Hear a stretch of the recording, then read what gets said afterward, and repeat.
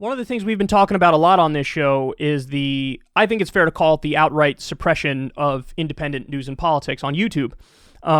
Well, we have quite possibly the biggest example, the worst example of this sort of suppression, and it comes in the form of a friend of the show, Jordan Chariton. So,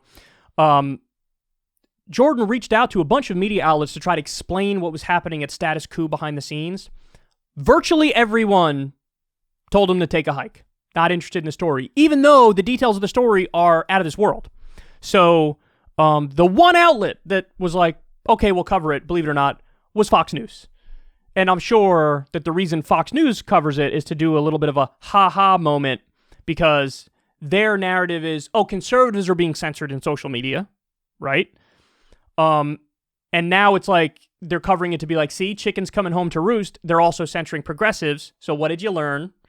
You see what I'm saying? So like there is a little bit of a weird angle and motive in them covering it. But listen, ultimately, I don't care, because this needs to be covered and this word needs to get out as far and wide as humanly possible.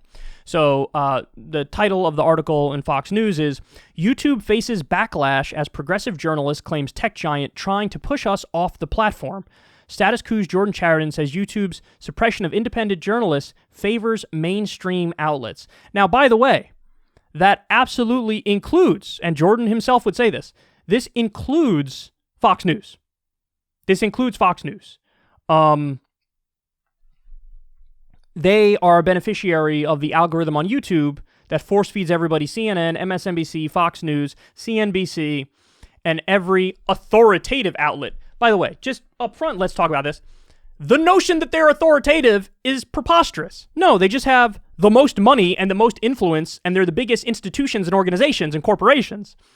Because we know CNN and MSNBC got Russiagate dead wrong. They were Alex Jones-level conspiracy theorists, and they were dead wrong. There were no consequences for it. These are all outlets that tried to bury and hide the WikiLeaks in 2016 that showed the primary was rigged against Bernie Sanders.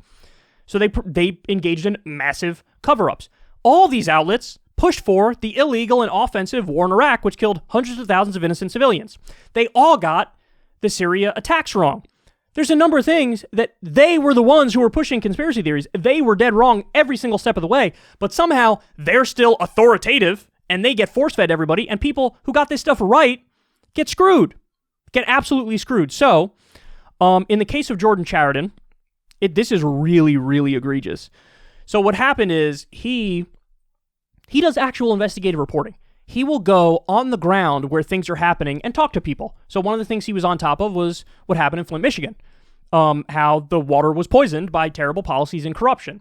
So he goes there and talks to people on the ground in Flint, Michigan, and they tell, yeah, my kid has all these symptoms and we've been poisoned and they still haven't fixed the water and the water's still not clean and all this. He's one of the only people who's there.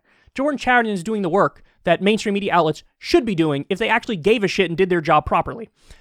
So one of the recent things he did is what?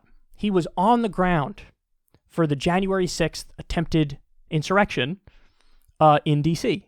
at Capitol Hill. He was live streaming the entire time. He got amazing video. He would talk to people who believed in the Stop the Steal stuff, and get this, they would push back on the narrative.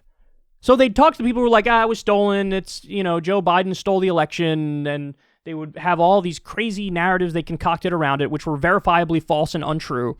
It's all tested in court, and every single time the Trump team lost. And Jordan Chariton would interview these people, because they're real people, and this is a real news event, and he would push back.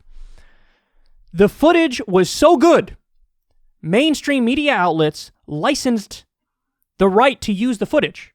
They spoke to Jordan, they licensed the right to use the footage, and they ran it. They put it on their own YouTube channels, they ran it on TV. Guess what? YouTube pulled down his footage of it and censored him. They pulled down the stuff from the Status Quo YouTube channel, gave him a strike, warned him this violates our policy of disinformation, and at the same time, see, this is how you know they're full of shit about the algorithms.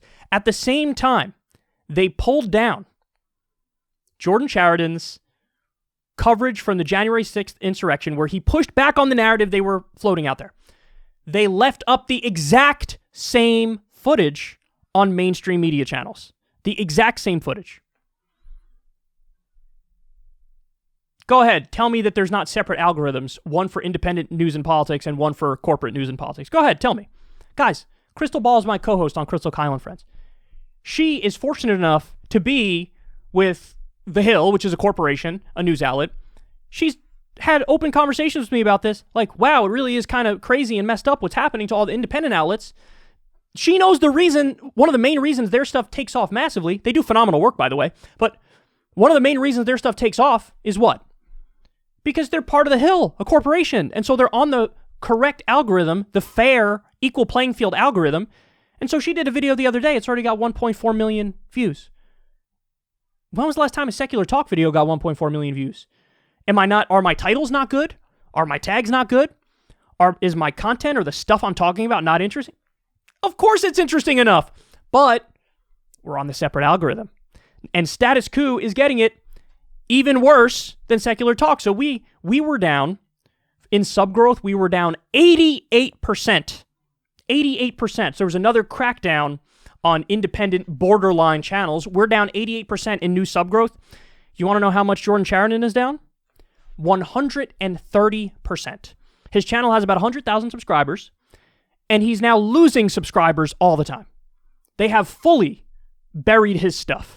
So not only is he on the shittier algorithm, now with YouTube pulling down his videos and giving his channel strikes, the same videos that they're allowing CNN to run, they're like hiding all of his stuff.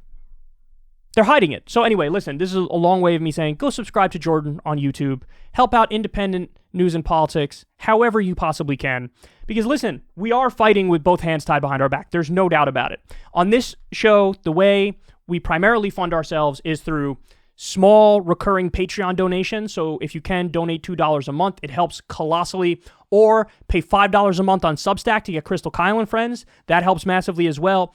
But the main point is, like the videos, comment on the videos, share the videos as far as wide and possible, and do your small recurring donations to this outlet and other outlets as well who are on the left and are independent, because there's no other way for us to do this thing, because we are fighting with both hands tied behind our back, and it truly is unfair. And I don't think there's any way we could beat the algorithm in the sense that we can get back to the views and the sub growth that we had previously, but we have to try. What am I going to do? Are we all going to lay down on a chalk outline of ourselves? And honestly, I don't know how much longer an outlet like Status Quo can last. See, we're fortunate enough that we were big enough up front that when they suppress us, it only works to a certain extent, right?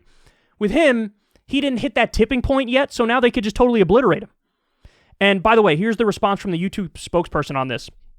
YouTube spokesperson Ivy Choi told Fox News that the Status Quo video, quote, was removed in accordance with our presidential election integrity policy, which prohibits content uploaded after last year's safe harbor deadline that alleges widespread fraud or errors changed the outcome of the 2020 U.S. presidential election. That is bullshit. That is bullshit. That is bullshit. They're saying, hey, this alleges fraud and errors, so they're saying the election was fraudulent. That is not what the video says. Jordan Chariton interviews people who say that, and then they push back. Chariton and people who work with him push back. They disagree. Don't tell me it's not newsworthy to live stream an attempted coup, an attempted insurrection at the Capitol. We all know it's newsworthy, which is why you let CNN run it and MSNBC run it and other outlets run it. You know 100% it's newsworthy. But why, when Jordan posts a video, and he also pushes back on the narrative of some of these people that he's interviewing, why is that not allowed? The answer is, we don't like independent news and politics, and we don't even differentiate between somebody pushing a conspiracy and somebody debunking the conspiracy. They want us off the platform. They want us off the platform because we're a headache for them, because they don't know what we're going to say, they don't know what we're going to advocate for, and they'd rather play it safe for their ad money. And so this is no longer an open and free platform where you can say whatever you want and organically build an audience, and it's not an equal playing field. That's what you need to understand. So listen, I feel terrible for Jordan. 130% decrease in sub growth, which means he's losing subs every month. They're hiding all of his videos. They're pulling his videos down. They're doing strikes on his channel because he's doing real reporting and real journalism. And it's unacceptable. The fact that CNN and all these other outlets play his footage and they can keep it up on YouTube and get it monetized, and his stuff gets pulled down and he gets a strike, is an indictment on YouTube. It's an indictment on YouTube. Don't tell us you care about the small creator or the independent creator. You don't care at all. You care about the ad money, and you care about propping up mainstream outlets, which always get shit wrong. Because then it's safer, and people won't yell at you if some asshole right-wing channel happens to get something monetized. It's just, this isn't a right-left issue. This is a censorship issue. And anybody who's not already part of the club is going to get screwed. And so now you know it.